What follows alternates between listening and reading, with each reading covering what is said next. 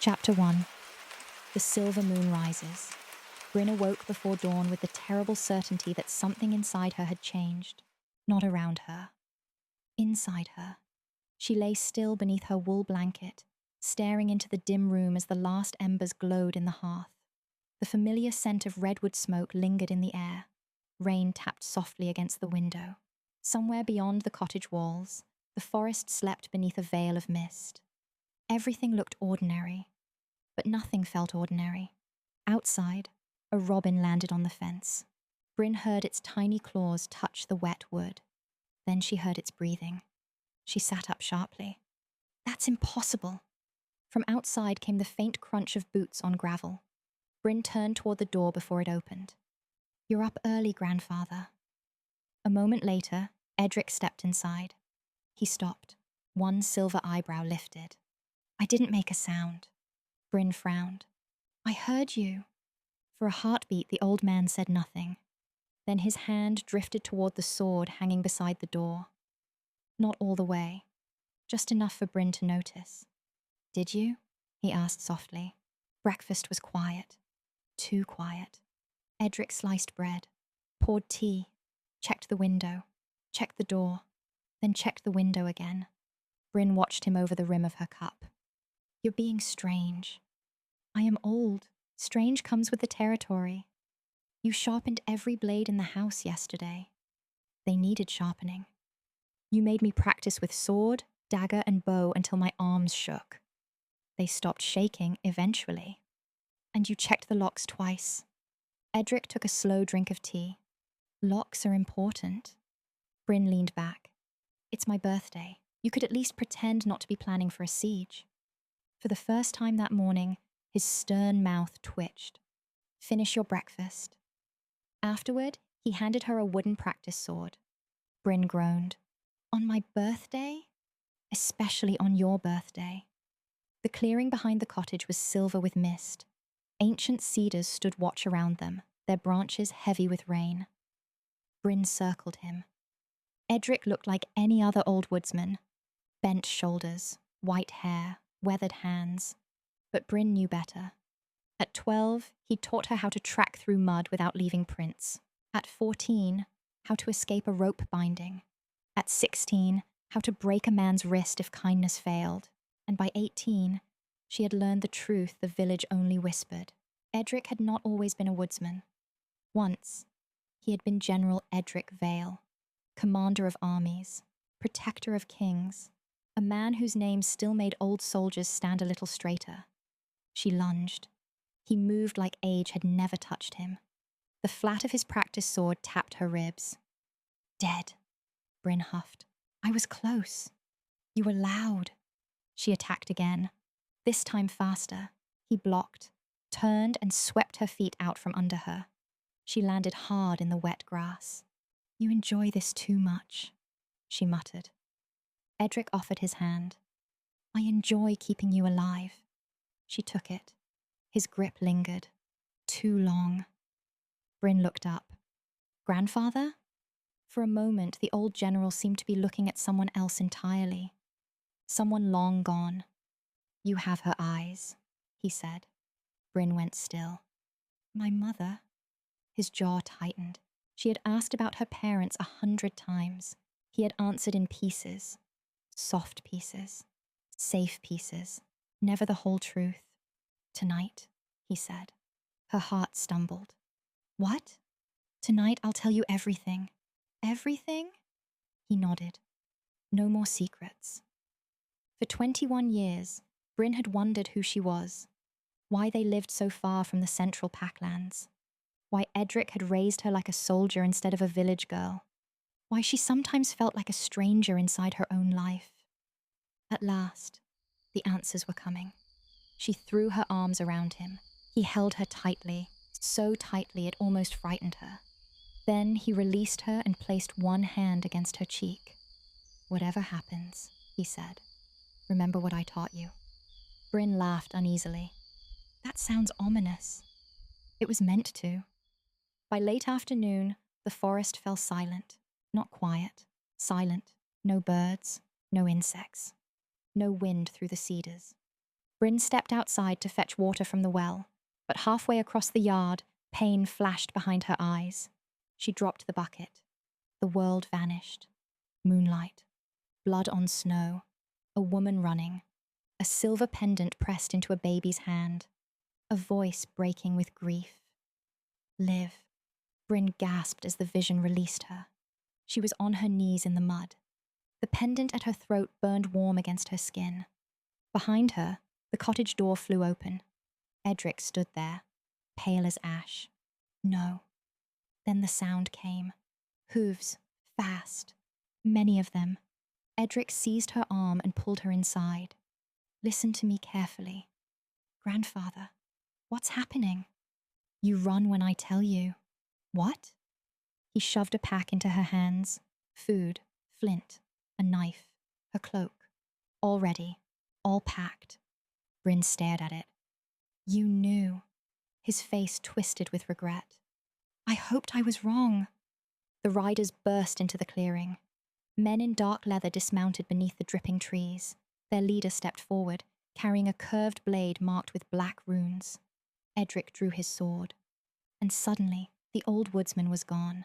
In his place stood the general. Brynn, he said, never looking back. Run. I'm not leaving you. Yes, he said. You are. The first man charged. Edric met him like thunder. Steel rang through the cottage yard. One attacker fell. Then another. Brynn stood frozen as the man who had raised her moved with terrifying grace. Every lesson, every warning, every hard morning in the rain. It had all been for this. But there were too many. A blade slipped past his guard. Edric staggered. Brynn screamed. She moved without thinking. Her dagger flew from her hand and struck one attacker in the throat. Edric turned just long enough to see. Pride flickered across his bloodied face. Then the rune-marked blade drove into his side. No! Brynn reached him as he fell. Edric gripped her wrist with shocking strength. The answers I couldn't give you. His breath hitched. The other one can. Tears blurred her vision. Who? Grandfather, who? His fingers closed around her silver pendant. Find. His voice faded. Find the other. Then his hand went still. For one heartbeat, Brynn could not move. Then the leader of the riders stepped over the bodies and smiled. There she is. Something ancient stirred inside Brynn. Not fear, not grief. Power. The pendant flashed silver. Every torch in the clearing went out. Brynn ran. Into the forest. Into the dark. Into the life Edric had trained her for. And far away, beyond rivers, mountains, and sleeping cities. A man with silver in his eyes jolted awake from the same vision. He whispered one word into the darkness. Her. Chapter 2. The scent of someone unknown. Brynn didn't remember choosing a direction. She simply ran. Through dripping ferns, between towering redwoods, over moss-covered roots that would have sent anyone else tumbling. Branches reached for her cloak, but she slipped through them as though the forest itself wanted her to escape. Behind her, the hunt continued. She heard distant voices, hooves, the metallic rattle of armor. Farther away now, but not far enough. She forced herself to slow. One breath, then another. Panic gets people killed. Edric's voice, calm, steady, as though he was still beside her.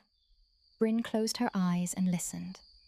4 riders. No, 3. One horse favored its left foreleg. Another rider breathed heavily. Someone had been wounded. She frowned. How could she possibly know that? She had never heard so clearly in her life. Without stopping to question it, she left the game trail and climbed onto a line of smooth boulders before dropping into a narrow creek. The icy water swallowed her footprints, just as Edric had taught her. Hours passed, or perhaps only minutes. Time no longer made sense. Grief pressed against her chest like a stone she couldn't set down. Every time she slowed, she saw him again, the old general, standing alone in the cottage yard, buying her one more heartbeat, one more step. One more chance. She swallowed hard. I'm still running, she whispered. I haven't wasted it. Near sunset, she noticed something carved into the trunk of a massive cedar. 3 shallow cuts, diagonal, then one crossing through them. She stopped. Edric's mark. Her pulse quickened. She searched the surrounding brush until she found a loose stone hidden beneath tangled roots. Underneath lay a small oilskin bundle, dried venison, a water skin, fresh bowstring, and wrapped carefully inside a strip of cloth, a small compass. Brynn stared at it for a long moment. He had hidden this here. Long before today, he had known. Not when, but someday. The realization hurt almost as much as losing him. Even now, he was still protecting her. She pressed the bundle against her chest. Thank you. The forest answered only with silence. Night settled gently beneath the ancient trees.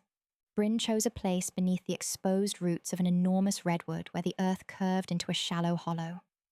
Hidden, dry, defensible. Exactly the sort of place Edric would have chosen. She built the smallest fire she dared. The scent of warm cedar drifted through the darkness. Her stomach finally reminded her she hadn't eaten since morning. She forced herself to take a few bites. Everything tasted like ash. The tears came quietly, not because she wanted them to, because there was no one left to hold them back. She wrapped herself in her cloak and watched the fire until the embers blurred together. Eventually, sleep claimed her. She was walking. She didn't remember falling asleep. She didn't remember arriving here. Only that she was searching. Moonlight spilled through towering silver trees, unlike any she had ever seen. Mist curled around their roots. Every path looked familiar. And yet, she had never walked here before. Something was missing. Something important. She couldn't have explained why. She simply knew she had to find it. She wandered between the silent trees. Once, she thought she saw the edge of a dark cloak disappear behind a trunk. She hurried forward. Nothing. Only drifting mist. A few moments later, movement again. A tall figure, gone before she could focus. Her heartbeat quickened. Not from fear, from anticipation. She stopped walking. The air changed, slowly. She drew a breath. There, a scent. Warm cedarwood, bright citrus. A trace of clove carried on cool night air. Her breath caught. She had never smelled it before. Yet every instinct inside her insisted she had been searching for it all her life. Something stirred deep within her. Not in her thoughts. Far below them, ancient, wild. Another heartbeat. Her wolf. She didn't know its name. Didn't even know it existed. She only knew that every part of her suddenly wanted to run, to follow, to find whoever carried that scent. She broke into a sprint. Branches flashed past. Silver leaves shimmered overhead. The scent grew stronger, closer, just ahead. She rounded another enormous cedar. Only empty moonlight waited beyond it. A low howl rolled across the forest. Not threatening, not lonely, calling. Her heart answered before her mind could. Then, the dream dissolved like mist beneath the morning sun. Brynn woke with a gasp. The fire had burned down to glowing coals. The forest around her remained dark and still. She sat upright, breathing hard. Her hand drifted unconsciously toward her chest. She could still remember the scent. Cedar, citrus, clove. Impossible. She lifted the edge of her cloak and inhaled. Nothing. Only damp wool and wood smoke. She laughed softly at herself. I'm losing my mind. Yet as she packed her things before dawn, she caught herself glancing between the trees, almost expecting someone to step from the shadows. Someone she had never met. Someone she somehow already missed. Hundreds of miles away. A pair of silver eyes opened. A man sat motionless in the darkness. One hand rested against his chest.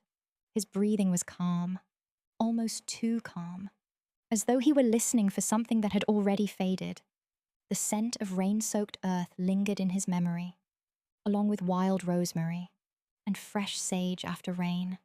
He closed his eyes, trying to hold on to it, trying to remember. Then the sound of voices outside his chamber pulled him back to the waking world. The council was already gathering. He rose without another word. Chapter 3. The King of Silver Eyes. No one spoke above a whisper when the doors to the council chamber opened. The room was already full. Alphas from the neighboring territories, merchants, generals, advisors. Every conversation died the instant the young king entered. Aldren crossed the chamber without acknowledging a single greeting. His dark cloak brushed softly against the stone floor. The silver wolf clasp at his shoulder caught the morning light. He took his seat. Only then did anyone breathe again. Begin. His voice was calm, almost quiet. Yet somehow every corner of the chamber heard him. 2 guards dragged a man into the center of the room. His wrists were bound. His expensive clothes were stained with mud. He glared at the gathered nobles. "I've done nothing," he shouted. One of the councillors stepped forward. "Your Majesty, Lord Harrow has been accused of extortion, unlawful imprisonment, and refusing the crown's taxes." The prisoner barked a laugh. "Lies." Another councillor frowned. "There is evidence." "There are jealous rivals," the man snapped. "I've served this kingdom faithfully." He turned toward Aldren. "My king, I swear before the silver moon I am innocent." Silence. Aldren simply watched him. The chamber waited. The prisoner swallowed. Something about the king's expression made his confidence falter. Aldren rose, slowly. No anger, no outrage. Only quiet certainty. He descended the steps of the dais. Each footstep echoed through the chamber. The prisoner dropped to his knees. "My king." Aldren stopped a few feet away. For the briefest instant, something ancient flickered behind his silver eyes. Not rage.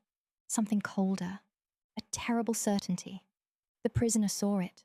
Whatever confidence remained vanished. His face drained of color. He began shaking. "Please."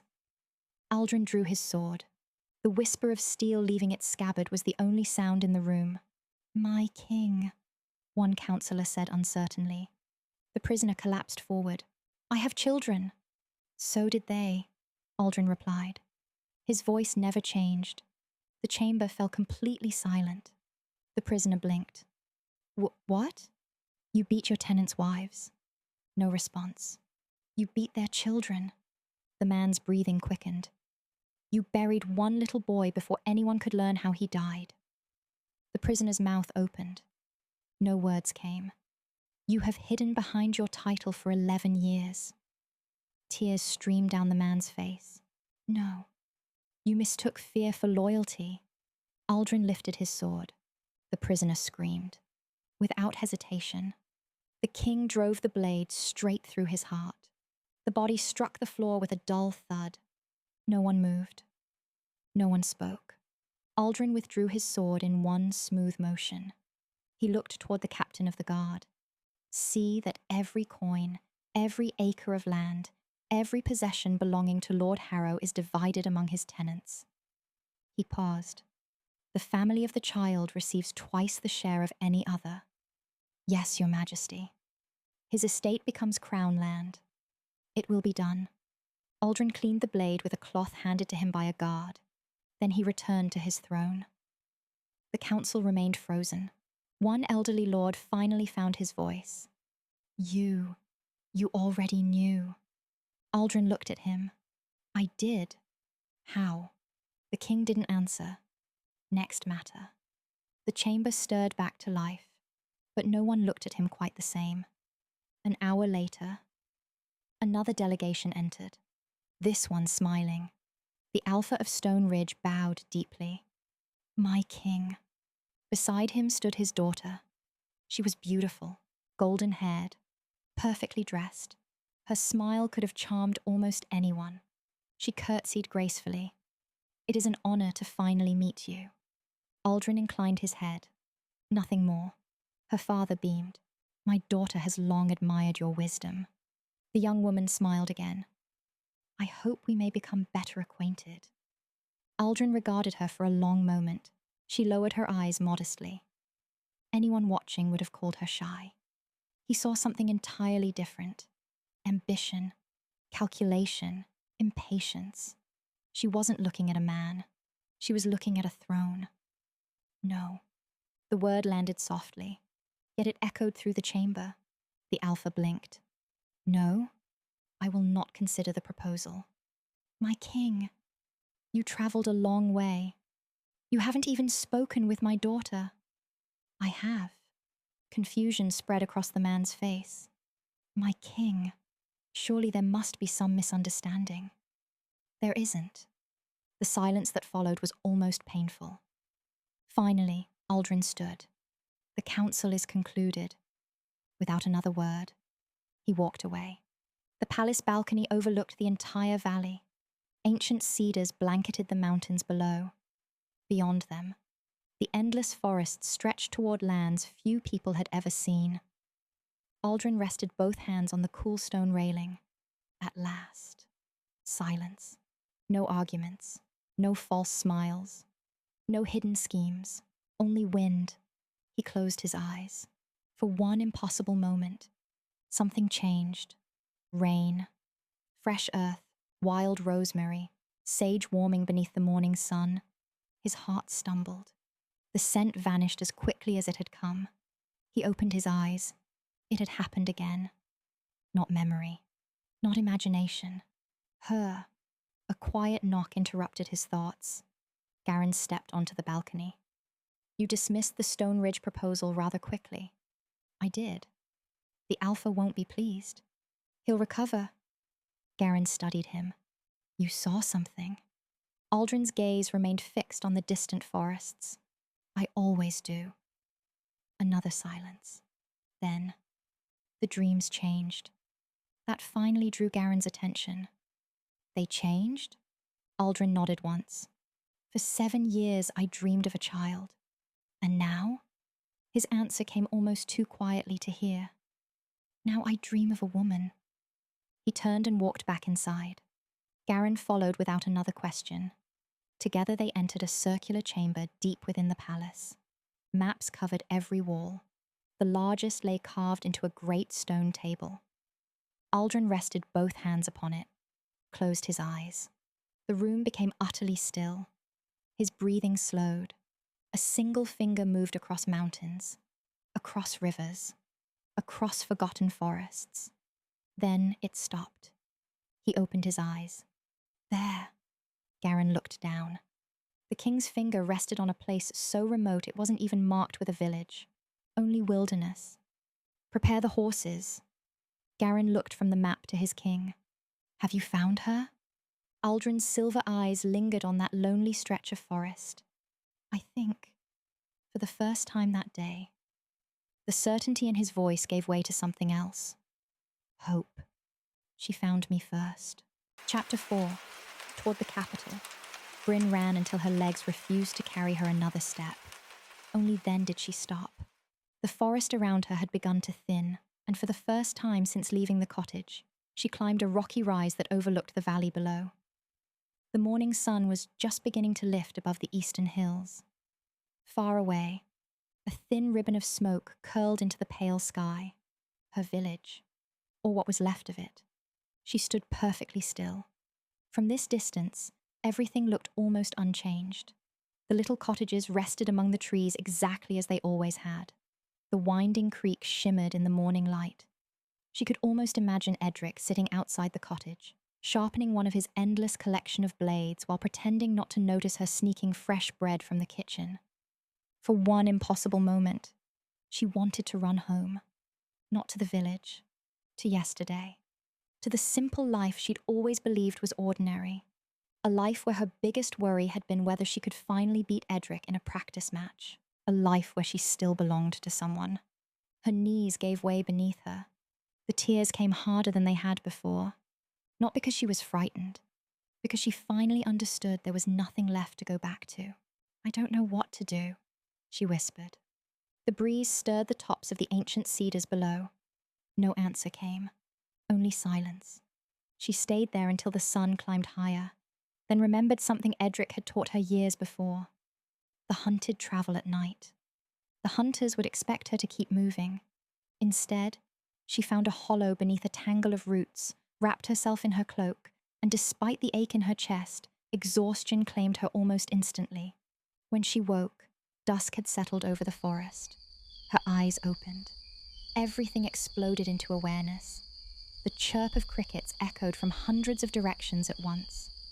Somewhere high above, an owl's wings disturbed the air. She smelled damp moss, wild mushrooms hidden beneath fallen leaves, a fox that had crossed the trail hours before. Her heart lurched. The world hadn't become louder. She had. She pressed both hands against her ears. It didn't help. The sounds weren't entering through her ears anymore. They simply existed. Everywhere. For 2 nights she traveled like that, avoiding villages, avoiding roads.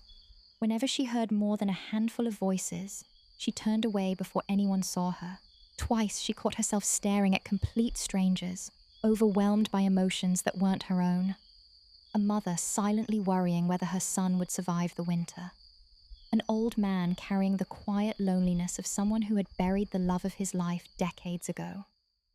A young hunter so terrified of disappointing his father that Brynn's own chest tightened.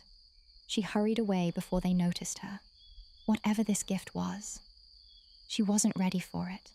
On the second night, sleep found her beside a perfectly still lake. At least, she thought she had fallen asleep. Moonlight floated across water so smooth it reflected every star. The lake stretched endlessly beneath a silver moon unlike any she'd ever seen. There was no wind, no birds, no fear, only stillness. For the first time since Edric died, the ache inside her quieted. She walked slowly along the shore, not searching, simply breathing. Then she smelled him. Warm cedar, bright citrus. A whisper of clove carried gently across the water. Her heart stumbled. She turned. He stood on the opposite shore, far enough away that moonlight softened every detail. Close enough that she could see his eyes. Silver, steady, tired. There was strength in them, and loneliness. A loneliness that somehow felt familiar. Brynn stared. Her pulse raced so wildly she pressed a hand against her chest. This is ridiculous, she thought. I finally lost my mind. Of course he wasn't real. He was simply the sort of man a lonely girl might imagine after 2 nights alone in the forest. Tall, strong, infuriatingly handsome. Her own impossible fantasy. She almost laughed, then stopped, because he was still looking at her, not through her.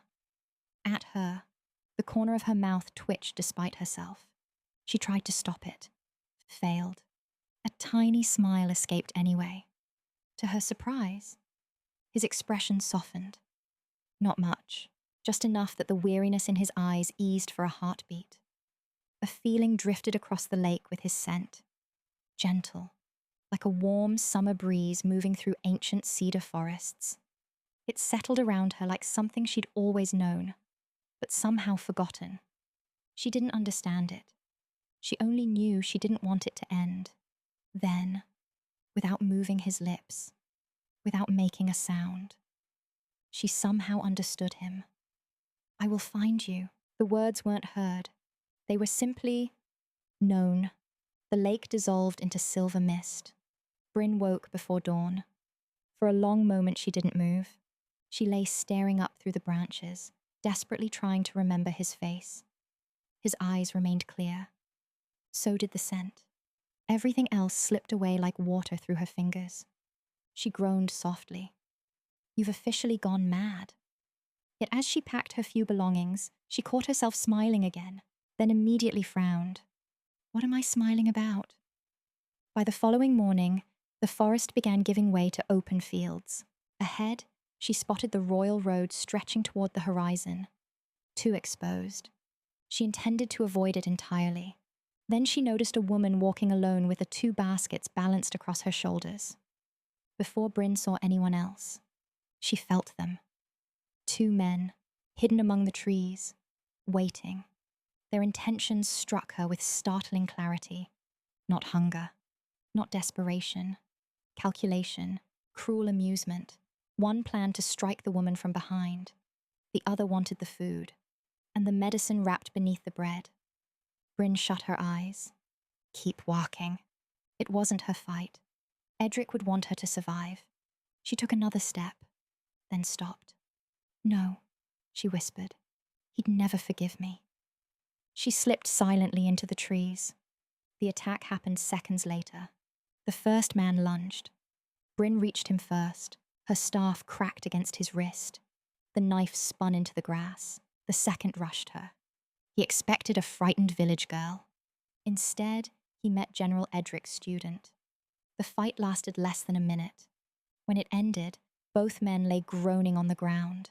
The woman stared in disbelief. You... Brynn wiped the mud from her hands. You should keep moving. The woman shook her head. No. She smiled warmly. You're coming home with me. Her cottage smelled of drying rosemary, sage, beeswax, and fresh bread. Bundles of herbs hung from every beam. Shelves overflowed with worn books, jars of roots, feathers, and carefully labeled bundles of plants Brynn had never seen before. You are a healer, Brynn guessed. The woman laughed. I've been called worse. Over warm stew and fresh bread, Brynn found herself relaxing for the first time in days. The woman never pried, never demanded answers. She simply offered kindness. Brynn sensed no deception, only genuine goodwill. Once she was resting in a safe place, exhaustion pulled Brynn quickly into sleep. As the healer covered her with another blanket, something caught her eye, a faint silver glow. She looked down. Even beneath Brynn's tunic, the moon pendant shone softly against her skin. The healer froze. Her face slowly lost its color. No. She hurried to a shelf, then another. Boxes opened. Old books thudded onto the table. Dust rose into the candlelight. No. Where is it? It has to be here. At last she found a cracked leather tube hidden behind a stack of faded journals. Inside rested an ancient hand-drawn map. The ink had nearly faded away. Scattered across the parchment were small silver moon symbols. Most had been crossed out. One rested over the forests Brynn had fled. The largest symbol marked the capital itself. The healer looked from the map to the sleeping girl, then quietly rolled it shut. Brynn woke at dusk to the smell of fresh stew. The healer sat waiting. The old map rested on the table between them. She studied the silver pendant around Brynn's neck before speaking. It's been many years since I've seen a pendant like that. Brynn instinctively touched it. There are others? The healer nodded slowly. There were. She unrolled the ancient map. My mother passed this to me before she died. She told me never to throw it away, no matter how foolish the stories seemed. Brynn leaned closer. The silver moons. The places where children bearing that pendant were born. Brynn's eyes drifted to the largest symbol, the capital. The healer followed her gaze. If any place still remembers the old legends. She hesitated. It would be there. Brynn looked down at the pendant resting in her hand. Edric's final words echoed softly in her memory. Find the other. When darkness fell, she thanked the healer and continued on her journey. Hours later, she reached a crossroads. 3 roads stretched into the night. She stopped. I wish you were here, grandfather. As if in answer, the pendant grew warm, not hot, gentle, like someone taking her hand. It tugged, almost imperceptibly, toward the road leading to the capital. Brynn drew a slow breath, then stepped forward. Hundreds of miles away. Aldren's horse stopped so abruptly that Garen turned in surprise. My king? Aldren's hand rested against his chest. His expression had sharpened, not with relief, with urgency.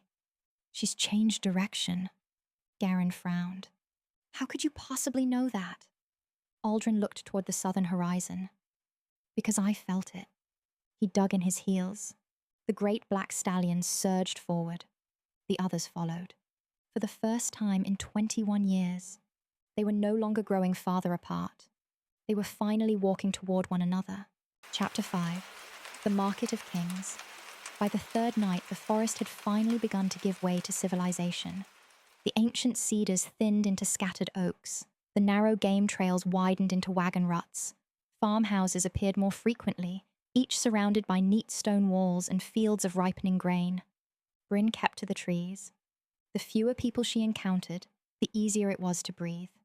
Ever since her sight had awakened, every stranger carried more than their own face. Every passerby brushed against her mind like wind through tall grass. Some carried quiet contentment. Others carried grief so deep it made her own chest ache. A frightened child could make her heart race. An angry husband could make her hands tremble. She had begun wrapping one hand around her pendant whenever she passed anyone. It didn't stop the flood of emotions, but somehow it steadied her. Near midday, she climbed one final ridge. Beyond it, the capital. Brynn stopped walking. She had imagined a large village, perhaps a stone wall. Instead, an entire city stretched across the valley. Massive walls surrounded hundreds of slate rooftops. Towering gates stood open as merchants, wagons, and travelers flowed endlessly through them. Beyond the city rose the royal keep. Its pale stone towers reached toward the clouds like the peaks of a mountain. She had never imagined anything so enormous. "So," she whispered, "this is where my answers are." Getting inside proved easier than she expected. No one questioned another dusty traveler arriving with merchants from the countryside. Inside the gates, chaos, wonderful, overwhelming, beautiful chaos. The streets overflowed with life. Children darted between stalls. Smiths hammered glowing steel. Bakers shouted about fresh bread. Colorful fabrics fluttered overhead. Somewhere someone played a fiddle. Another argued over the price of apples. Everywhere. Voices, laughter, animals, footsteps. Brynn smiled despite herself. She had never seen so many people. Then, the sight struck.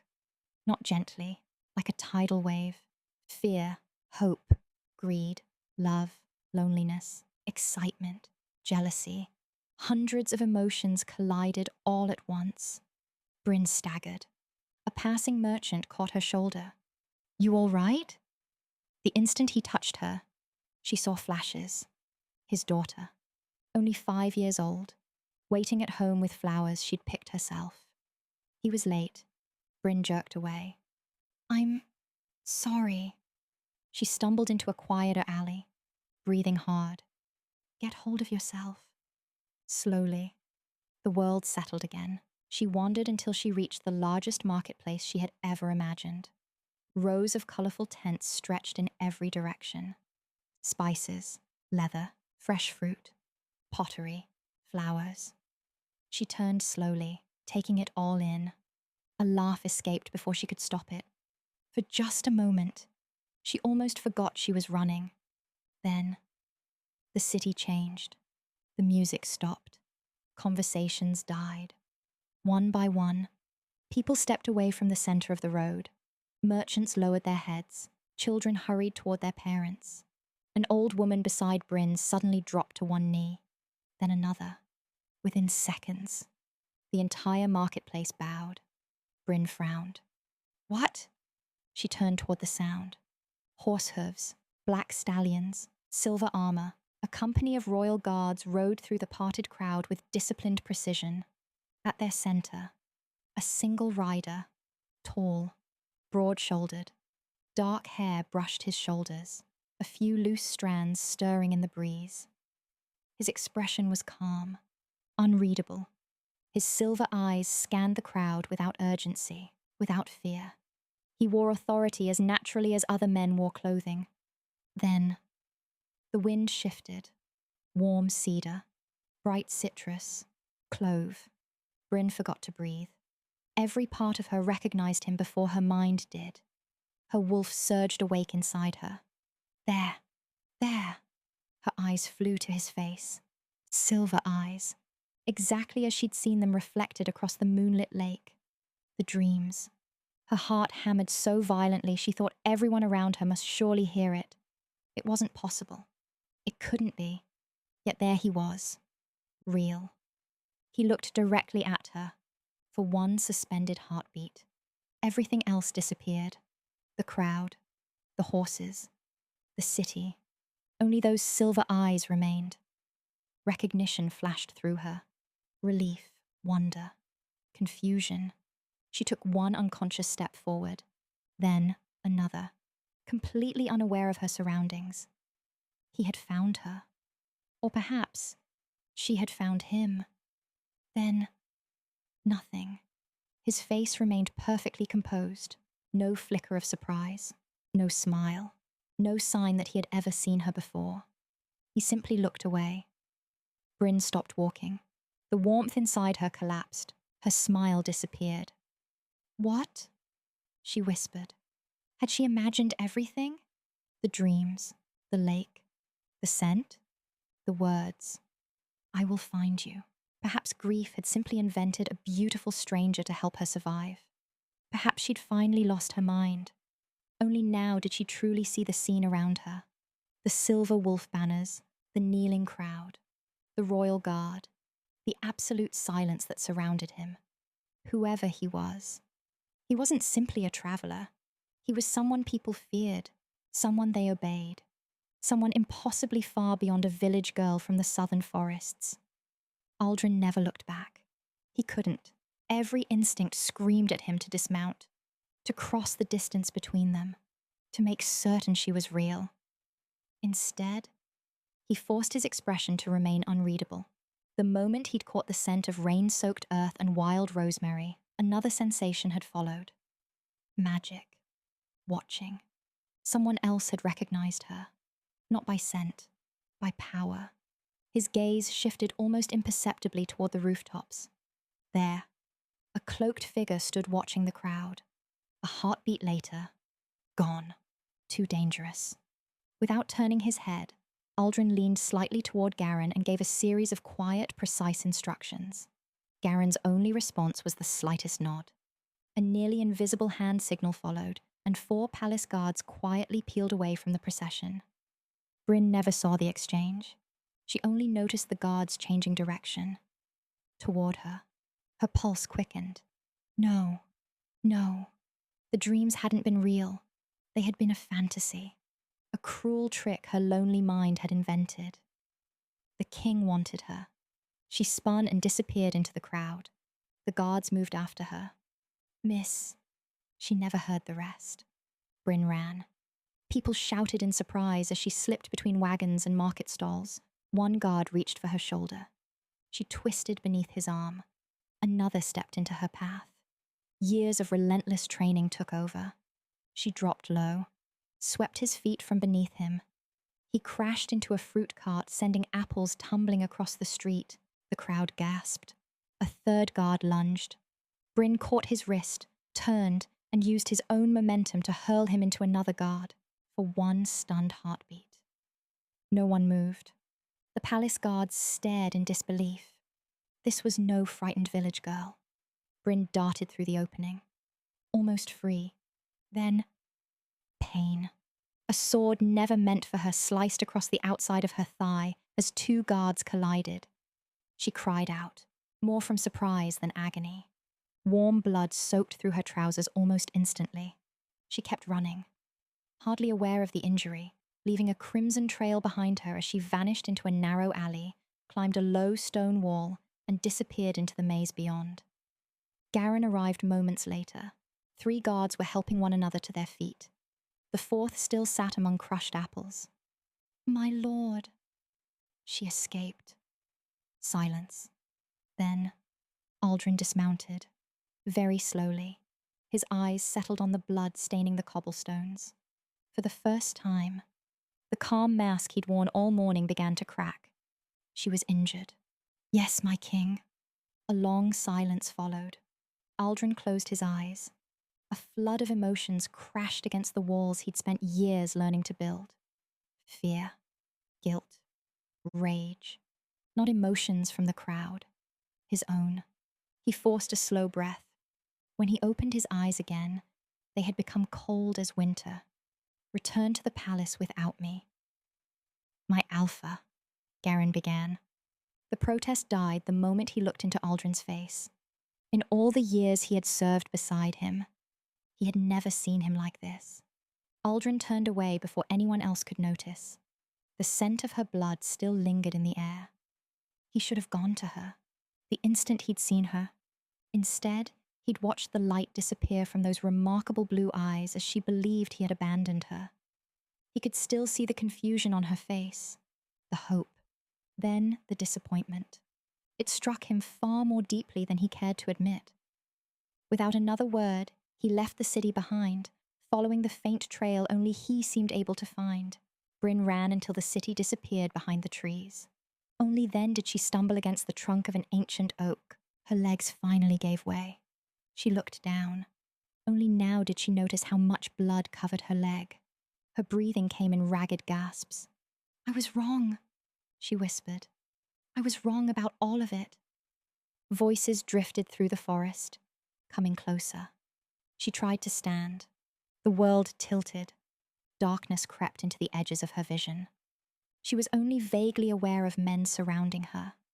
These weren't palace guards. Their voices were rough. Crossbows rested easily in practiced hands. Black wolf insignias were stitched into worn leather cloaks. One of the men smiled when he saw her. "Well now."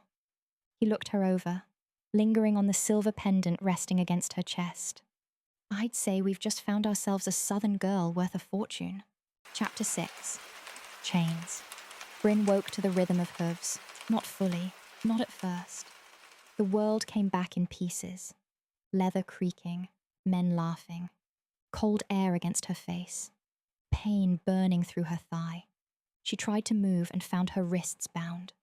Her body lay across the front of a saddle, one arm hanging uselessly toward the ground as the horse carried her deeper into the trees. For a moment, she didn't remember. Then she did. The market, the silver eyes, the guards, the blood, the men in black wolf cloaks. Her stomach turned cold. One of the riders laughed somewhere ahead of her. Didn't expect a southern girl to fight like that. Southern girls don't usually carry knives. This one does. Another voice, rougher, answered. Bounty didn't say anything about keeping her pretty. Just alive.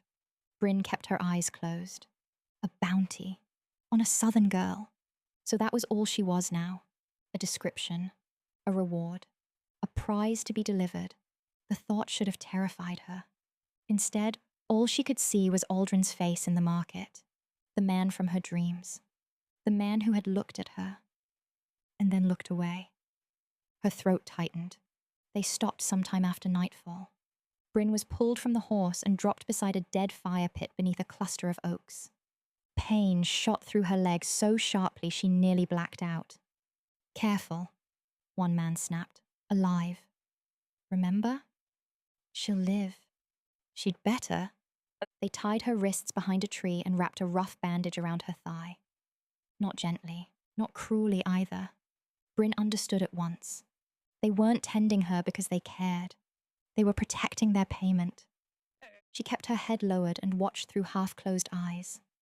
5 men, 2 crossbows, 3 swords, 1 horse limping, 1 man favoring his left shoulder. Their leader carried a short, curved blade and wore the black wolf insignia over his heart.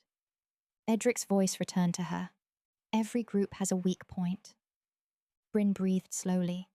Pain made the world blur, but she forced herself to focus. The nervous one kept glancing toward the road. The youngest held his crossbow too tightly. The leader trusted himself too much. Good. Arrogant men made mistakes. She waited until the camp settled, until the horses quieted, until the men began arguing over who would take first watch. Then she twisted her wrists. The rope was tight, too tight for most people. But Edric had taught her how to make space when being bound, how to turn the smallest breath into freedom. It took longer than it should have. Her fingers went numb. Her thigh throbbed. Once she nearly cried out, but at last. The rope loosened. She slipped one hand free, then the other. A knife lay on a pack 3 feet away. Brynn reached it, slowly, carefully. Her fingers closed around the hilt. She cut the rope at her ankles and pushed herself upright. For 3 precious steps. She was free. Then her injured leg failed. She hit the ground hard. The youngest bounty hunter spun. "She's loose!" Brynn lunged anyway. She caught him across the jaw with the knife handle. But before she could rise, another man kicked the weapon from her hand. The leader grabbed her by the hair and dragged her back to the tree. Enough. She struck him across the face. His head snapped to the side. Silence fell. Slowly he looked back at her. Blood trickled from his split lip. He smiled. "You're going to be trouble." Brynn smiled back through the pain. "You have no idea." His smile vanished. He raised his hand, then stopped. Somewhere in the darkness, a twig snapped. Every man in the camp turned. The forest beyond the firelight was black. Still. Waiting. The leader drew his sword. "Who's there?" No answer. Only the wind moving through oak leaves. Then a figure stepped from the shadows. Alone. Dark cloak. Long hair loose around his shoulders. Silver eyes catching the faint light like moonlit steel. Brynn's breath stopped. The silver-eyed man. For one impossible second, the dream returned. The lake. The moon. The scent of cedar, citrus, and clove. Then reality crashed back. He was here. He had followed her. The leader laughed. "One man?" Aldren didn't answer. He looked at Brynn. Only once. His gaze moved to the blood soaking her bandage. Something changed in his face. Not enough for the others to notice. Enough for her to feel it. Then he drew his sword. The first bounty hunter rushed him. He died before Brynn saw the strike. The second lifted a crossbow. Aldren threw a dagger without looking. The man collapsed before his finger found the trigger. The third attacked from behind. Aldren turned, caught his wrist, broke it with a sharp crack, and drove the pommel of his sword into the man's temple. Fast, efficient, terrifying. The youngest tried to run. Aldren moved after him with impossible speed. One moment he stood beside the fire. The next, he was behind the boy, sword pressed to his throat. "Run farther," Aldren said quietly, "and you die tired." The boy dropped to his knees. The leader backed away. "Do you know who hired us?" Aldren turned. "No." The leader smiled. "You should." He lunged. Aldren stepped aside and struck once. The leader fell. The camp went silent. Only the fire cracked softly between them. Brynn stared at him. This was the man from her dreams. This was the king from the market. This was the monster every story had warned her about, and he had come alone. Aldren crossed the camp toward her. Brynn's hand searched the ground, found the fallen knife. The moment he reached for her ropes, she struck. The blade sliced across his forearm. He caught her wrist before she could strike again. Not cruelly, not gently, completely, for one heartbeat. Everything stopped. The fire, the forest, the pain in her leg.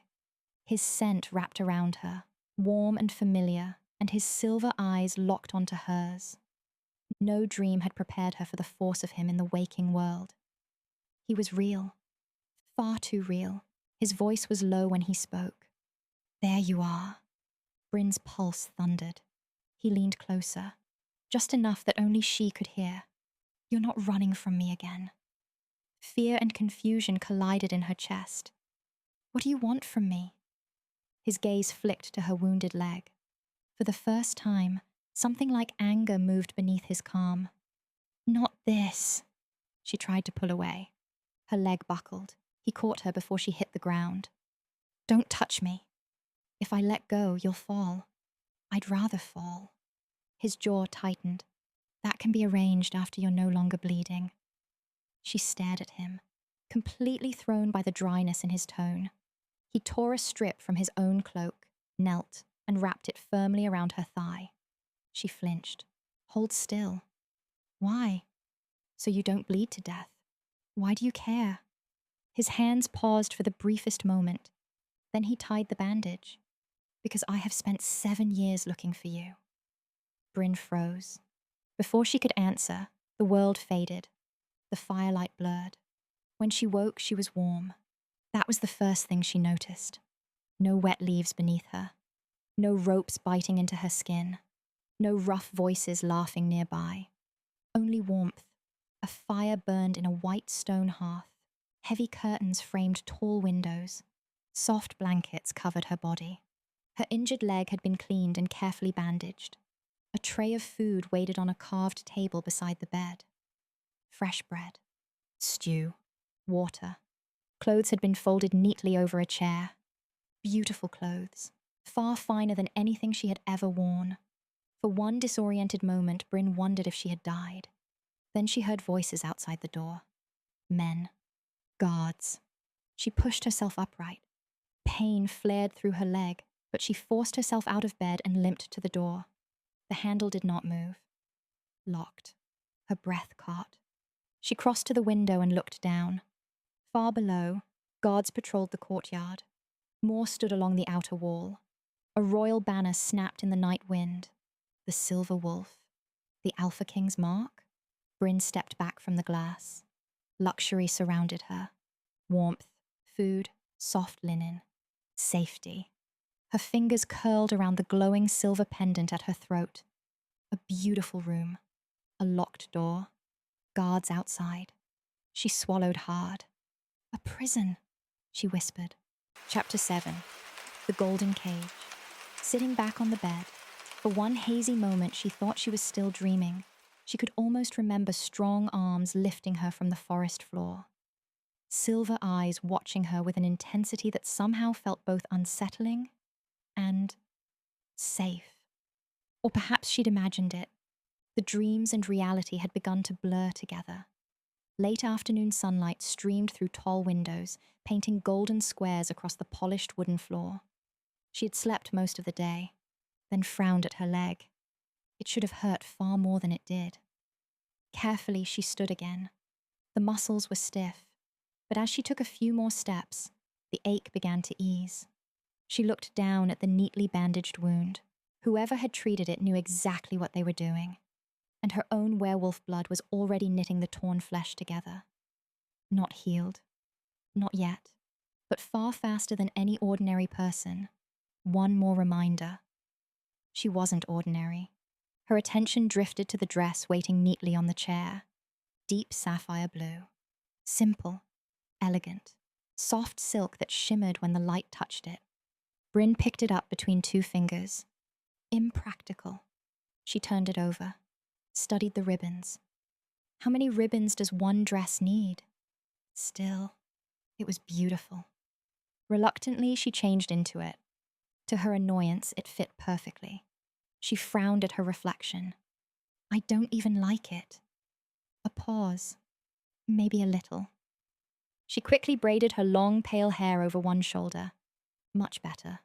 Hair belonged out of the way, not floating around one's face every time a sword was drawn. Satisfied, she turned her attention to a much more important matter: escaping. Within minutes, the room had been transformed into something resembling a military planning chamber. Brynn inspected every window, every hinge, every stone in the fireplace, every loose board beneath the rug.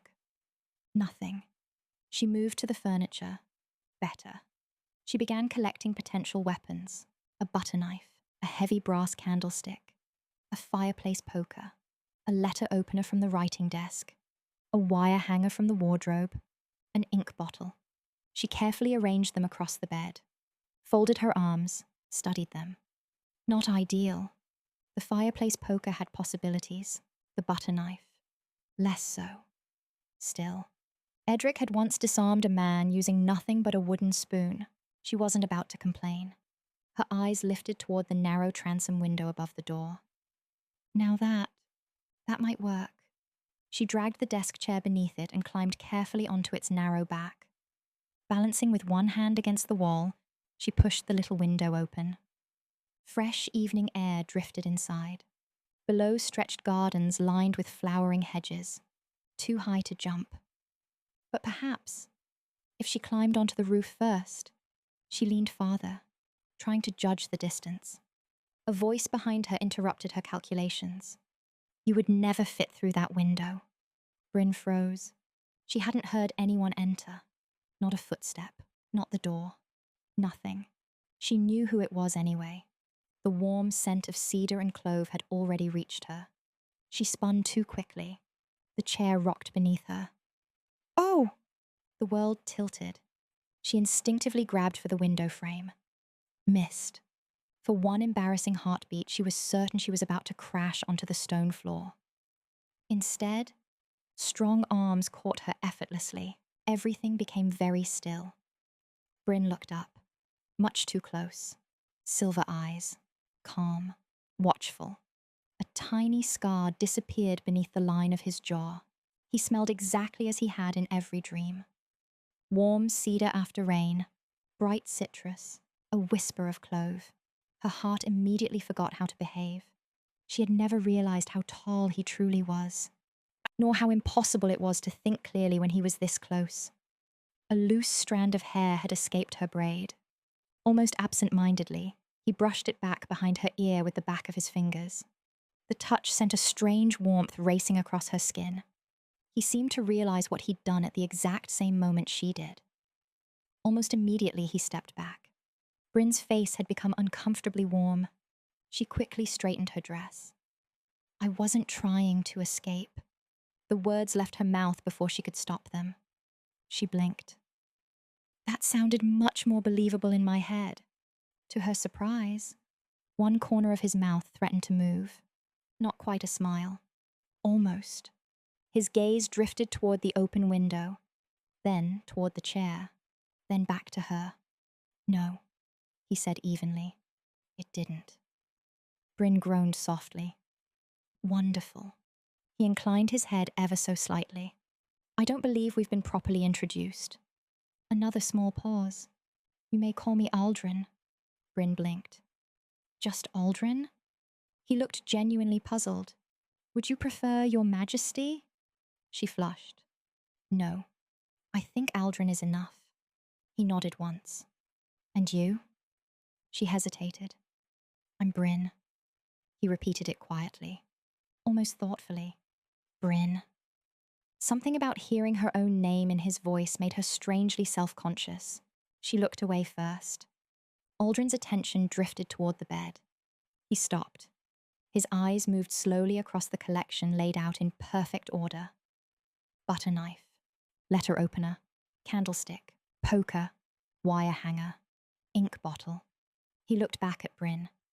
Without a word, he reached to his belt and withdrew his own knife. The blade caught the light. Beautifully balanced. Its leather grip had been worn smooth by years of use.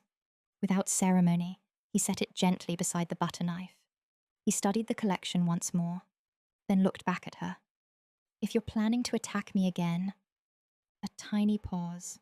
At least use something properly balanced. Brynn stared at him. Was that a joke? She honestly couldn't tell. He slid the knife toward her. She hesitated. You trust me with this? I trust that if you intended to kill me. His silver eyes flicked toward the butter knife. You'd have tried something far less practical. Despite herself. A laugh escaped, small, quick, entirely unexpected. She accepted the knife. The weight settled perfectly into her hand. She tested the balance automatically. It was exquisite, far finer than anything she had ever owned. She didn't fully understand what it meant for a king to hand someone his own blade. She only knew. It felt important. You'll join me for dinner. Brynn looked up. Is that a request? Aldrin considered the question with complete seriousness. No. She sighed dramatically. I suspected as much. I'll return for you at 8. With that, he turned toward the door. Halfway there, he paused, looking back briefly. It was then that she really noticed the tired look in his eyes. If you still wish to leave, he faltered, and the huskiness in his voice surprised her. He seemed to be having an internal argument that she couldn't quite read. The window is still too small. Then he left. Brynn stared after him. He's insufferable. She looked up at the window. He's also right. Unable to sit still, Brynn wandered back toward the window overlooking the gardens. Voices drifted upward. She peered carefully through the leaves. Below, a visiting pack had just arrived. Elders, guards, several finely dressed ladies. Aldren walked out to greet them. Every movement was composed, measured, respectful. Then, a little girl broke free from the crowd. She couldn't have been older than 5. Laughing, she chased a fluffy brown puppy straight across the path, directly into Aldren. Brynn tensed. Surely one of the guards would seize the child. Instead, Aldren caught her before she fell. The little girl looked up at him with enormous eyes. A flower she'd been carrying had landed several feet away. Without a word, Aldren retrieved it, brushed a little dirt from the petals, handed it back. Try not to outrun your puppy. The little girl nodded solemnly. I'll try. Then she skipped away as though nothing unusual had happened. One of the finely dressed ladies looked horrified. Brynn frowned. The child hadn't feared him. Not even a little. That didn't fit the man she'd imagined. A knock interrupted her thoughts. A young maid entered carrying another dress, far grander than the first. Your dress for dinner with the Alpha, my lady. Brynn nearly choked. My lady? The maid smiled nervously. Shall I stay and help you dress? I think I can manage. The poor girl glanced uncertainly at Brynn's hastily braided hair. I'll come back. Before Brynn could protest, she'd disappeared again. Only then did Brynn notice what lay beside the gown. A beautifully carved leather belt. She picked it up. A sheath rested against one hip. Perfectly sized for Aldren's knife. Beside it lay a smaller leather strap designed to fasten around her calf. Inside rested an elegant throwing knife. Brynn's eyes lit up. She drew it. Perfect balance. Perfect weight. Oh, now this was a gift. She fastened both blades immediately, practiced drawing them. The larger first, then the smaller. Again, faster. Again. She found herself smiling. If Aldren had intended to distract her with beautiful knives, it was working remarkably well. She was halfway through, pretending to ambush an imaginary assassin when the door swung open. 4 attendants froze. Brynn froze. Everyone stared at the throwing knife currently pointed across the room. One maid screamed. Another ducked. Brynn immediately lowered the knife. I was only testing it. Silence. Mostly. The maids slowly exchanged nervous looks. Then all 4 rushed toward her at once. Oh dear. Your hair. The belt goes lower. Stand still. Within minutes, Brynn had surrendered completely. They fussed over every ribbon, every braid, every wrinkle. At last they stepped back with satisfied smiles. A knock sounded. The room instantly fell silent. The door opened. Aldren stood waiting. His gaze swept across the room, paused briefly on the throwing knife now safely sheathed, then shifted to Brynn. Practicing? She nodded. A little. He inclined his head once. Good. The attendants looked utterly bewildered. Apparently, that had not been the response they expected. Aldren offered his arm. My lady. The maids collectively forgot how to breathe. Brynn's cheeks warmed again. She placed her hand lightly on his arm. Together they stepped into the corridor. Ahead, 2 enormous doors slowly swung open. Beyond them stretched a magnificent banquet table full with nobles, elders, and highborn ladies. Every conversation stopped. Every person stood. All eyes turned toward them. Only then did Brynn remember. The silver sight, a room full of people. She felt the color drain from her face. Aldren noticed immediately. Without looking at her, he spoke so quietly only she could hear. Stay beside me. The great doors closed behind them. Chapter 8. A room full of wolves. The great doors swung open. Conversation stopped. Every person in the room rose to their feet. Brynn felt it before she took a single step. Not the silence. The people. It crashed into her like a wave breaking against stone. Curiosity, jealousy, respect, fear, suspicion, hidden ambition. 100 different emotions pressed against her all at once until she couldn't tell which ones belonged to her anymore. Her breath caught. Without thinking, her fingers tightened around Aldren's arm. His expression had changed the instant the doors opened. The quiet warmth she'd seen only moments before had vanished. The walls were back. His face became unreadable, cold, commanding, entirely every inch the Alpha King. Yet his voice remained calm as he murmured beside her. Breathe.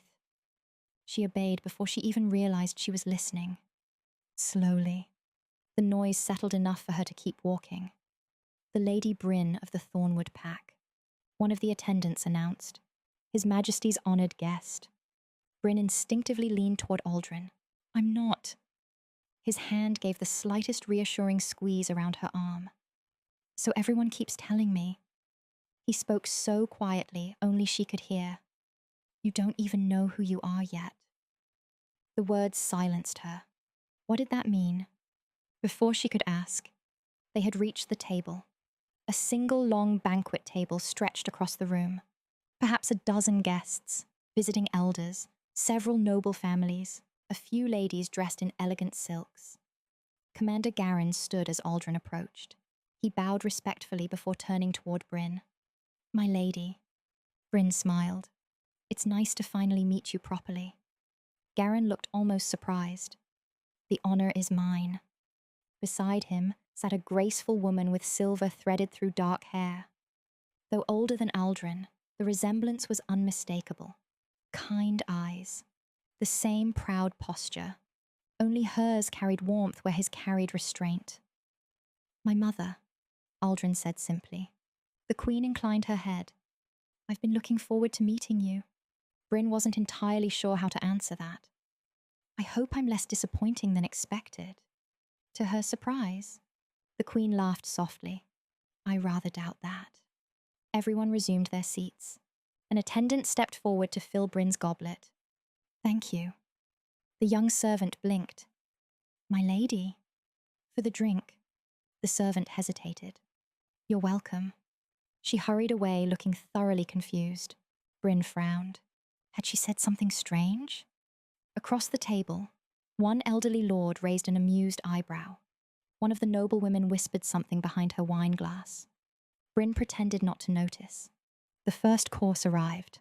As another maid carefully placed a steaming bowl of soup before Brynn, the elegant lady seated beside her shifted her chair without looking. The servant lost her balance. The bowl tipped. Hot broth splashed across Brynn's hand. The maid gasped. The bowl clattered onto the table. Instantly she fell to her knees. My lady, forgive me. I am so sorry. I didn't mean... Brynn stared. Why are you crying over soup? The room fell silent. The maid looked up with wide, frightened eyes. I burned you. Brynn glanced down. A patch of skin across the back of her hand had already turned an angry red. It was only an accident. I'm so sorry. Brynn slid from her chair and knelt beside the maid. It's all right. She took the cloth from the girl's trembling hands. See?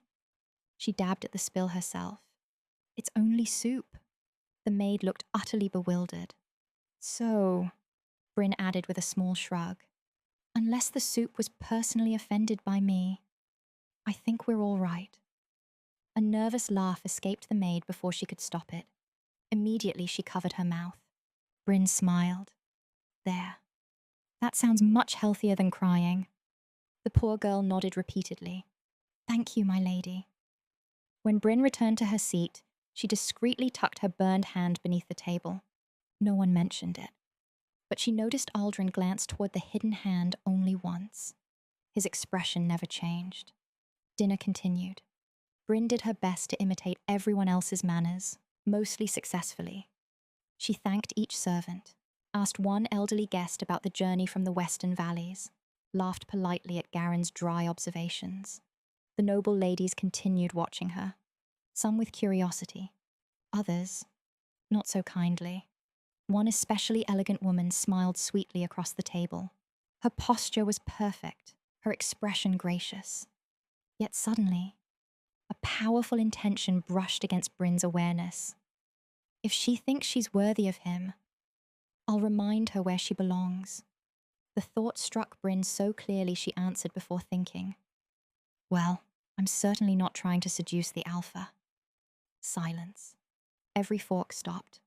The noblewoman blinked. Excuse me? Brynn froze. Slowly, very slowly. She looked around the table.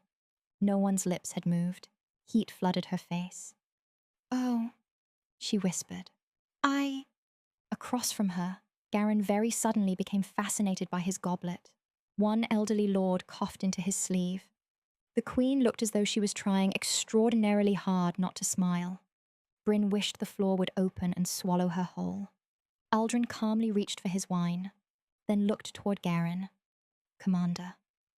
How many patrols returned from the eastern border today? Garen answered immediately. The conversation resumed. Almost. Brynn kept her eyes fixed firmly on her plate. A moment later, without anyone else noticing, Aldren leaned slightly toward her. One quiet word. Thought. Brynn closed her eyes. I know. You answered it. I noticed. His lips almost twitched. Almost. By the time dessert arrived, the burn on Brynn's hand had nearly vanished. She caught Aldren looking at it. He said nothing, but somehow, she knew he'd noticed. As the evening drew to a close, the guests slowly rose. Conversations broke into smaller groups.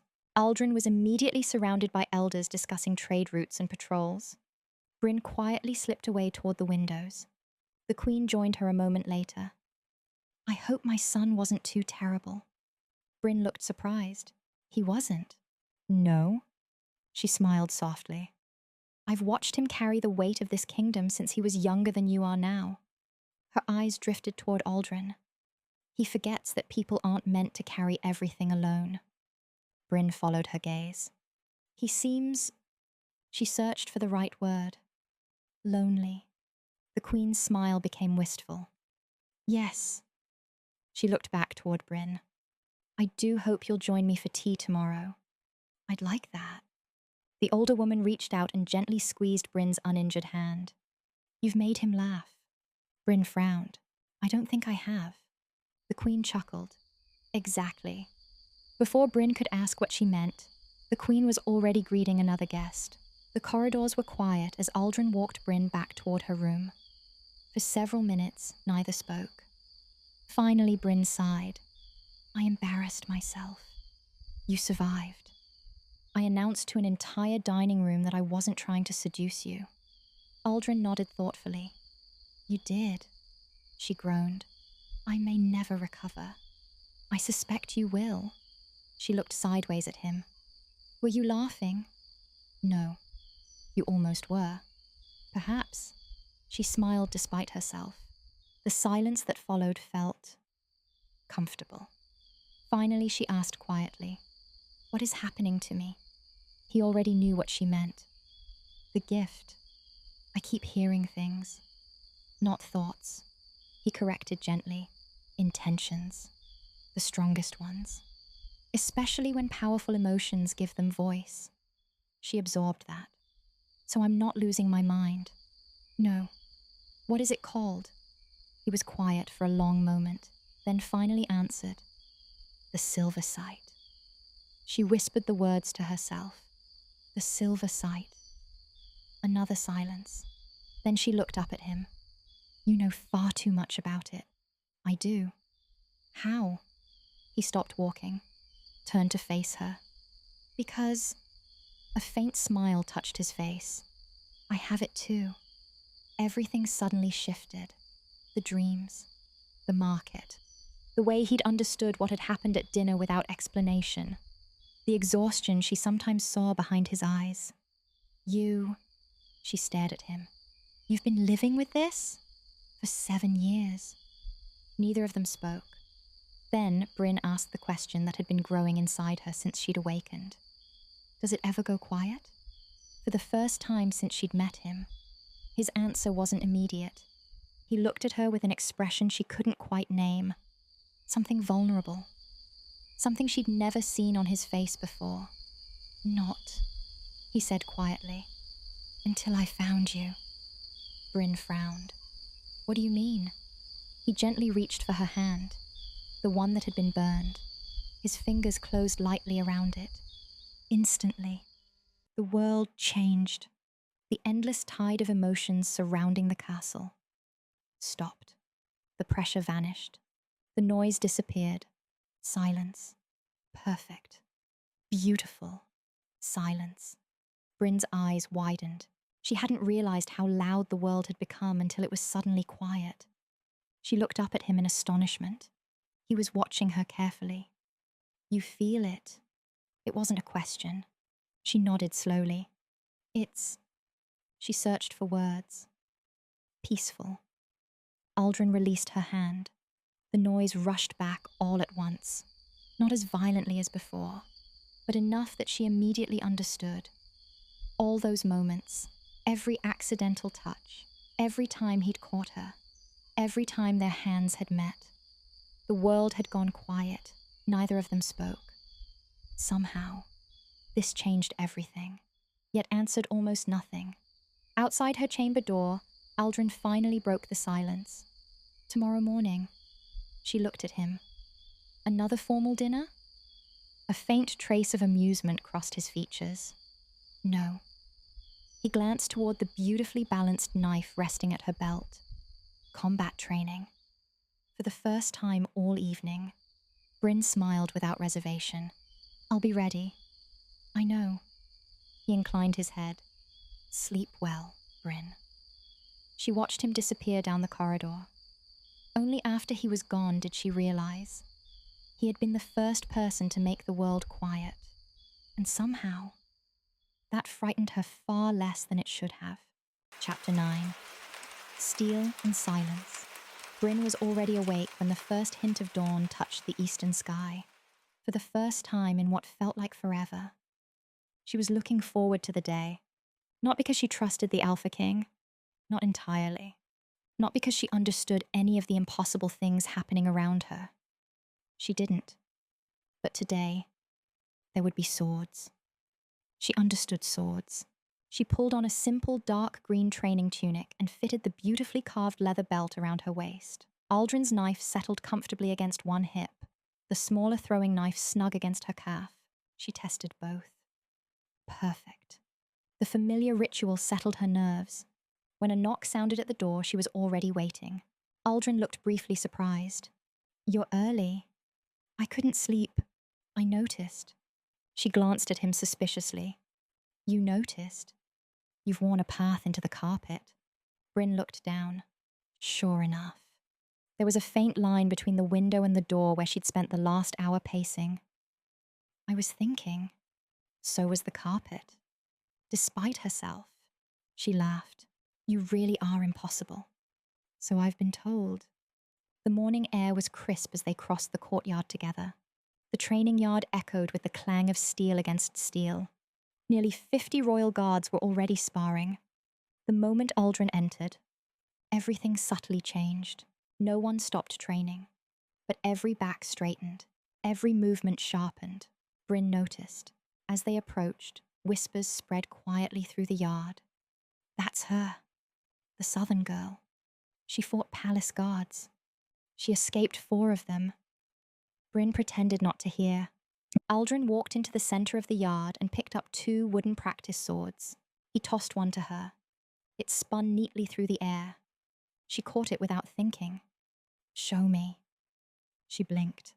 The first volunteer stepped forward, a broad-shouldered captain nearly twice her size. He smiled politely. I'll go easy on you. Brynn smiled back. No need. A few nearby guards chuckled. The captain attacked. Brynn immediately noticed something. He was good, very good, but predictable. Edric had never taught her formal swordsmanship. He'd taught survival. She stepped sideways instead of backward, hooked his wrist, turned beneath his arm, tapped the wooden blade gently against his ribs. Dead. Silence. The captain looked down, then laughed. Well, I deserved that. A second guard stepped forward, this one faster. She won again, not by strength, by making him lose his balance. By the third match, no one was smiling anymore. The whispers had stopped. The royal guards had begun watching seriously. Aldren stepped forward. Without a word, Brynn sighed dramatically. This feels unfair already.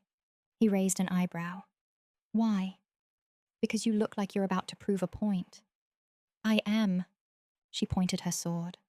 I don't think I'm going to enjoy your point. No, you won't. The match began. Brynn attacked first, fast, confident. Aldrin stepped aside before she'd fully committed. She changed direction. He was already moving. She feinted left. Nothing. She tried the exact trick she'd used to disarm the captain. Aldrin calmly moved his sword exactly where hers was about to be. Not reacting. Waiting. Every move she imagined. He already knew. 20 seconds later, her sword spun harmlessly into the dirt. Brynn stared. I don't like you anymore. He picked up her sword, handed it back. That's unfortunate.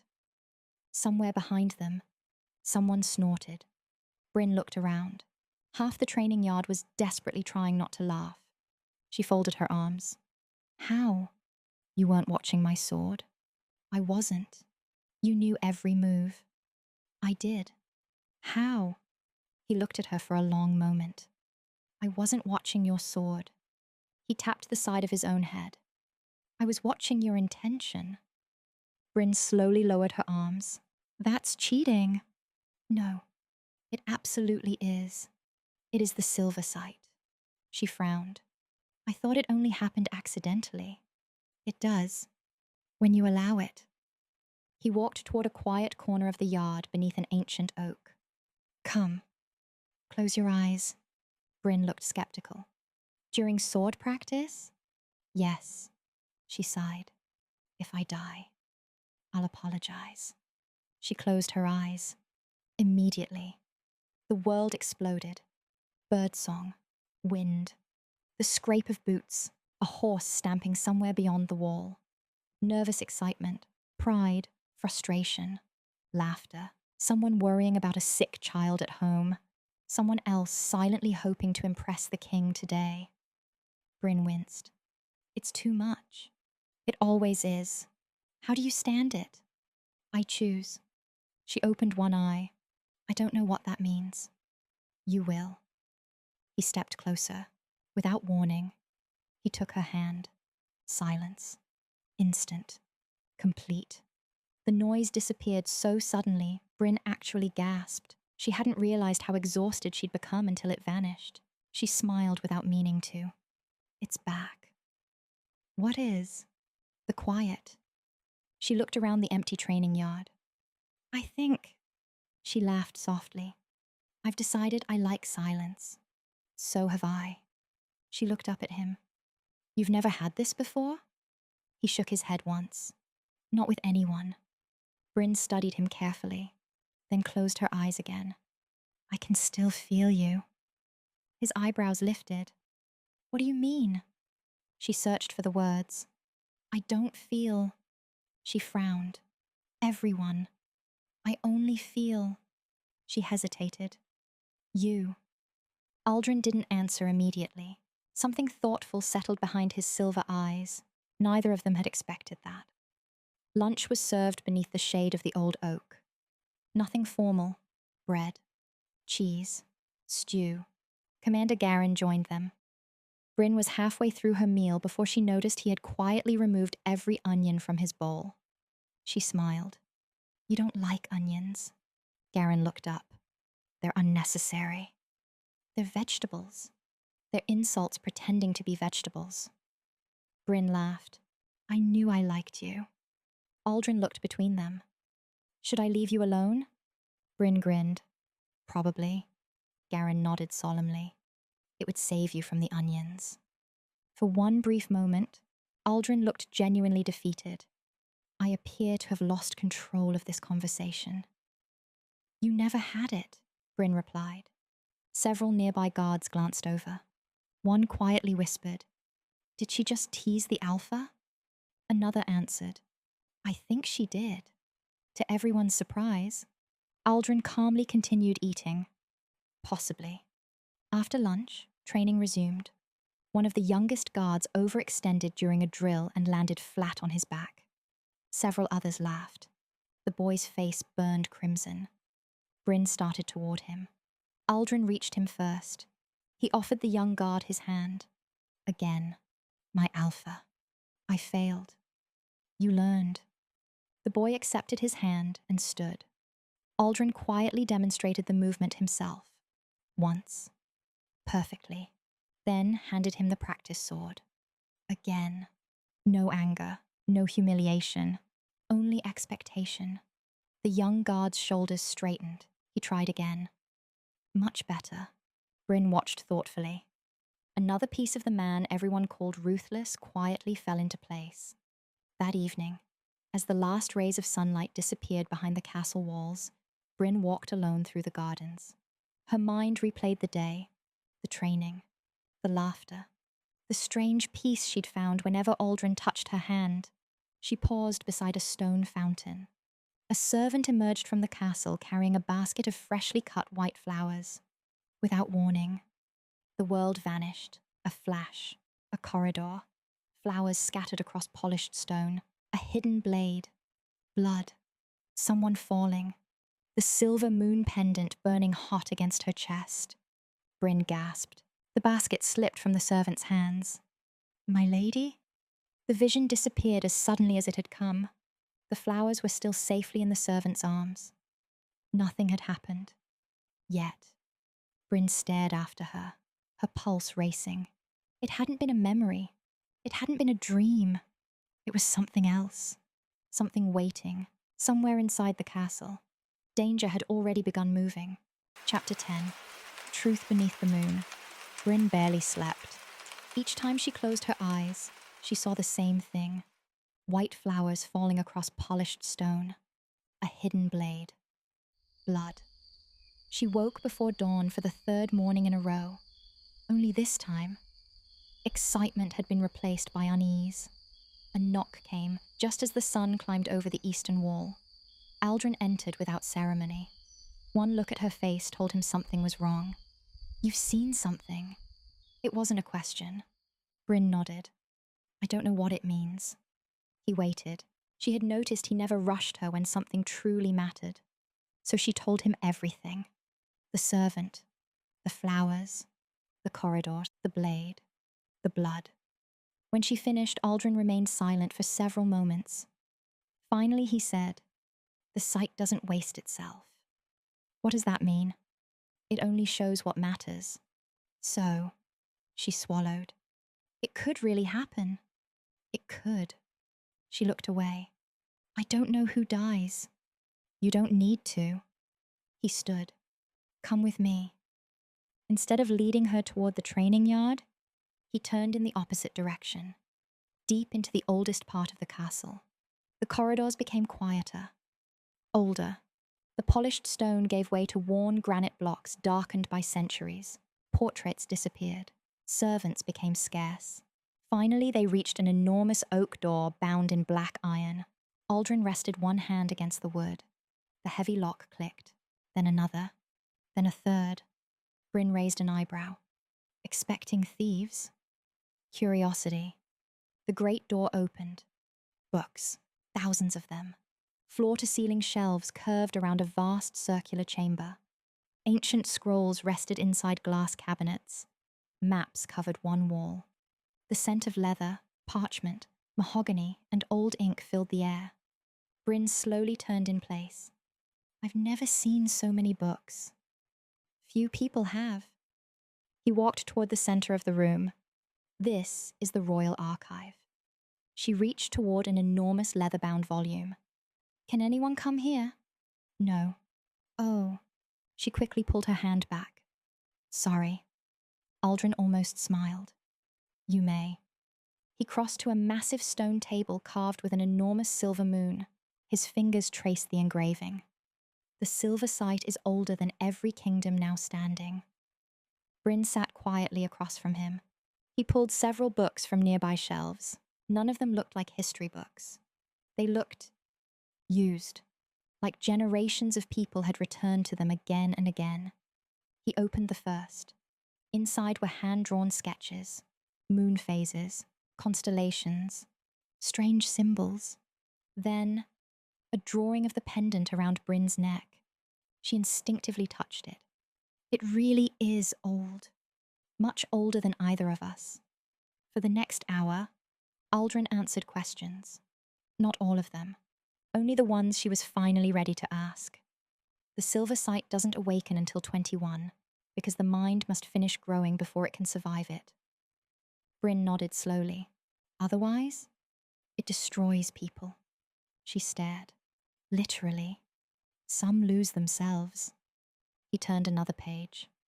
Some lose the ability to separate their own thoughts from everyone else's. A chill ran through her. So that's why you've been teaching me? Yes. She looked down.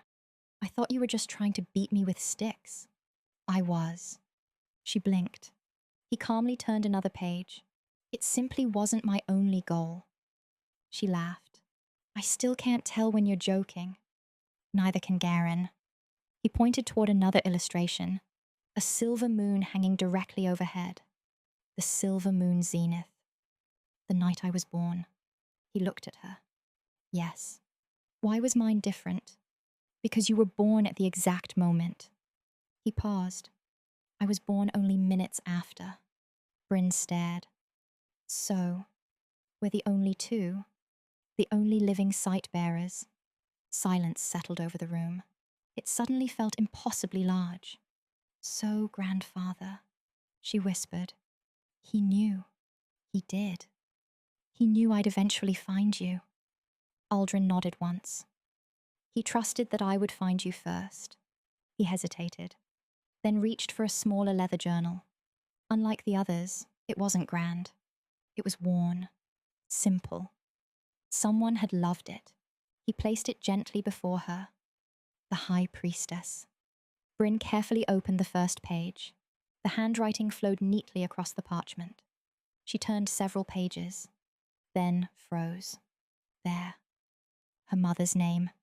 She stared at it so long the letters blurred. She wrote about me. Aldren quietly stood and walked toward the windows, giving her privacy. Brynn read. About the night she was born. About the attack. About her mother's decision. About Edric. He argued with her. He begged her not to send the child away. She told him there would be no future if the child remained. Brynn swallowed hard. There was one final entry. If Brynn survives to her 21st year, she must find the other. The tears came quietly, not because her mother had died. She had always known that. Because her mother had loved her, enough to let her go. Brynn closed the journal against her chest. She had imagined that moment 1,000 different ways. None of them had hurt this much. She didn't hear Aldren return. She only became aware of him when he quietly sat beside her. He didn't speak, didn't offer comforting words, simply waited. After several minutes, Brynn reached over, found his hand, held it. Immediately, silence. Not only around her, inside her. She breathed deeply. I wish grandfather could have told me. So do I. I have so many questions. I know. I still don't understand why anyone wanted my family dead. His expression grew thoughtful. Neither do I. She looked at him in surprise. You don't know? I know pieces. Not all. That unsettled her. She had assumed the Alpha King knew everything. Apparently, he didn't. They left the archive together. The corridors felt strangely brighter after the dim library. Brynn was halfway across the upper gallery when she stopped walking. Ahead, a servant rounded the corner carrying a basket overflowing with white flowers. Her breath caught the vision. Every detail matched. Exactly. Aldren. His eyes followed hers. He instantly saw the panic on her face. What is it?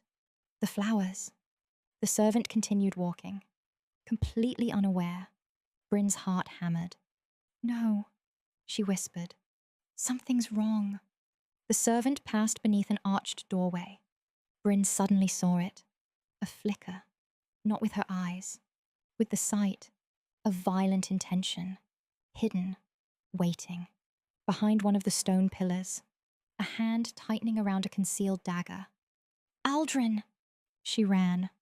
The servant looked up in confusion, just as a hooded figure stepped from the shadows. Steel flashed. Brynn shoved the servant sideways. The basket exploded across the corridor. White flowers scattered like snow across polished stone. The dagger missed the servant's throat by inches. Instead, it drove toward Brynn. Aldren was already moving. His sword met the assassin's blade with a sharp crack that echoed through the gallery. For one suspended heartbeat, everything stopped. Then the assassin smiled, as though this had been the plan all along. Chapter 11. The Silver Moon. Brynn barely had time to breathe. The servant stumbled backward, white flowers scattering across the polished stone exactly as she'd seen in her vision. Steel flashed. The assassin's blade changed direction. Toward her. Before Brynn could react, Aldrin's sword intercepted it with a deafening crack. The force drove the assassin backward several steps. The hooded figure recovered instantly, far too quickly for an ordinary man. His eyes locked onto Brynn. Not the king. Her.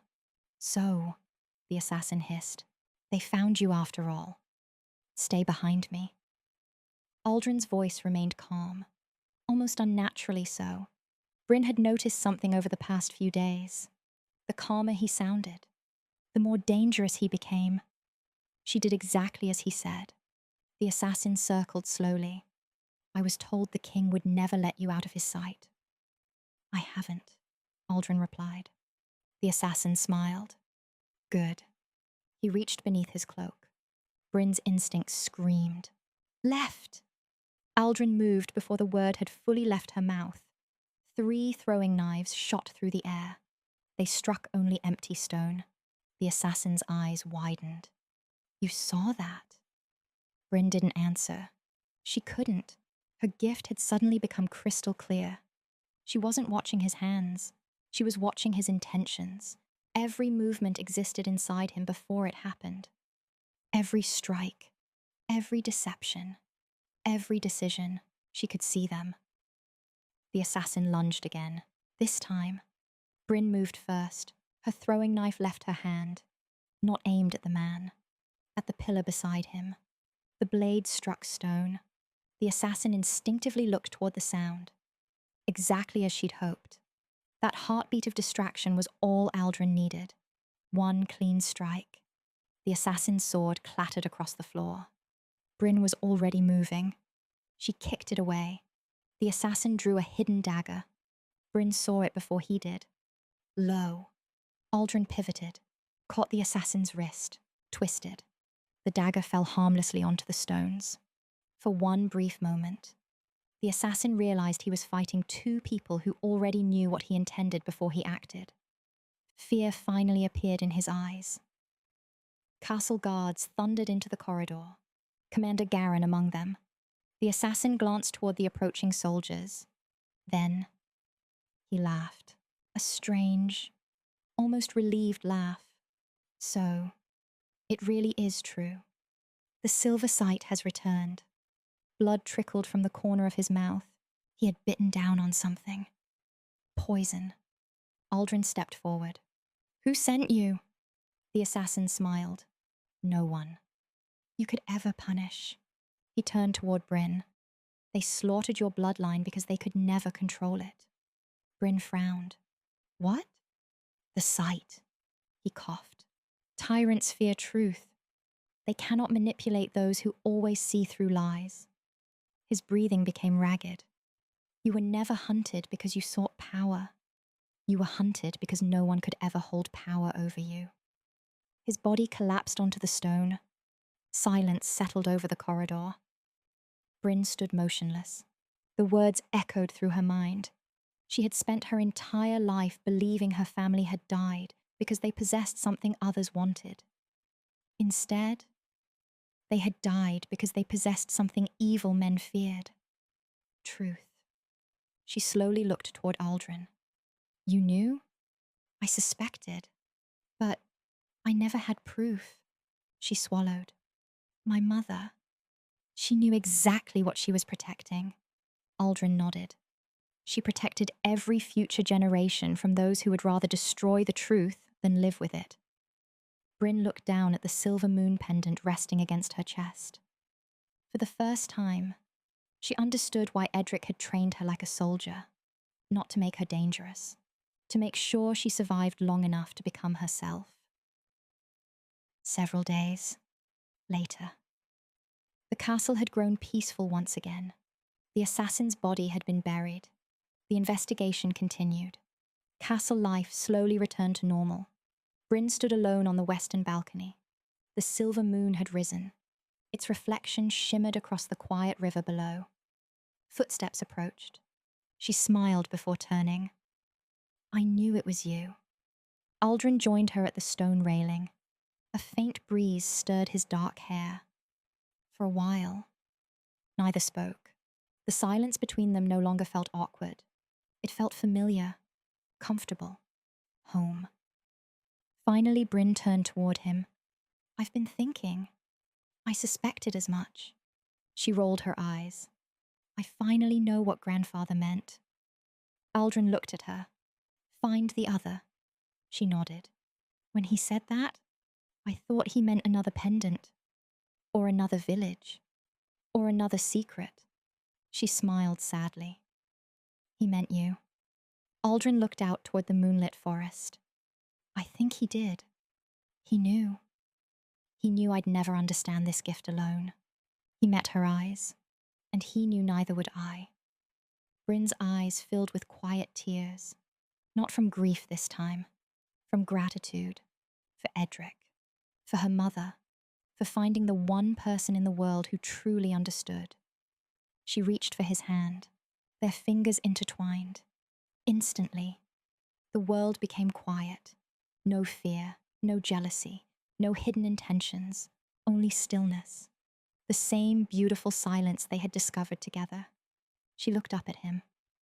So, you spent 7 years searching for me. I did. Were you always this serious? He considered the question. Mostly. She laughed. I think we should work on that. I suspected you might. For the first time, his smile wasn't restrained. It wasn't hidden behind duty or exhaustion. It was genuine, warm, small, but entirely real. Brynn smiled back. The silver moon hung high above the ancient cedars. The world had changed. Not because darkness no longer existed, but because neither of them had to face it alone. And somehow, that made all the difference. The end. Thank you so much for spending this evening beside the fire with me. If you enjoyed Brynn and Aldren's story, I'd love to know what your favorite moment was. Leave a comment below. I read everyone, and I'd love to hear your thoughts.